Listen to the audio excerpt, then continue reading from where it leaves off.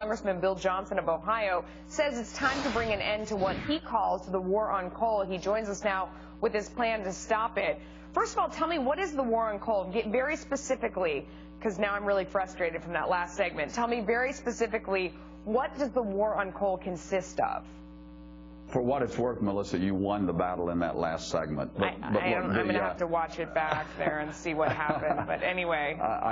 I think you won the point. But the war on coal started before Barack Obama became president. He made it very clear in his campaign that he was going to make it economically infeasible to start up or to operate coal-fired power plants.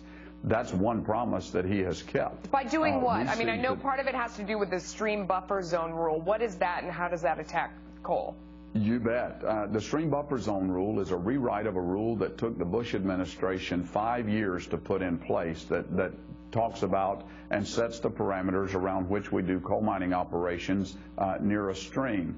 The Obama administration accepted and rolled over an environmental lawsuit and started immediately to rewrite that rule in such a way that's going to virtually shut down underground coal mining in America, reduce production by up to 50%, and cost thousands of jobs. But and when is there, I don't know the sense of it, admittedly, I mean, I'm not an environmental scientist. Is there a good reason for that? I mean, should there be a buffer zone out there?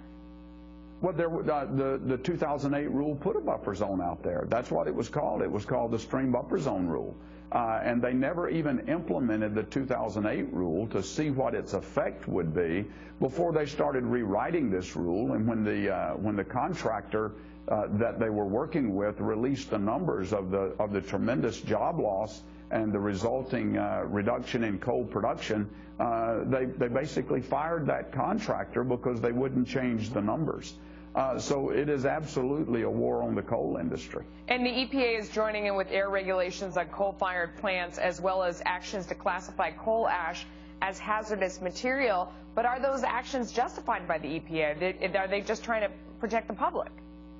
Well, look, everybody wants clean air and everybody wants clean water, but we want to make sure that it's done through science and fact, not because of a political agenda or an environmental extremist agenda. Yeah. Certainly, there are ways to put reasonable regulations in place, but the train wreck and the utility MAC that shuts down coal-fired power plants, coal ash that's used in the manufacturing of bowling balls and concrete or asphalt, and you know, that's going to cost America jobs in an industry that we can't afford to lose those jobs. Congressman, before I let you go, wind energy, cheap and abundant, or was that the craziest segment you ever heard when you were waiting to come on here? Well, it was a pretty crazy segment. You know, I don't know. I was born and raised on the farm, and in my view, wind produces energy when the wind blows, and the wind doesn't blow all the time. If what she said is true, I mean,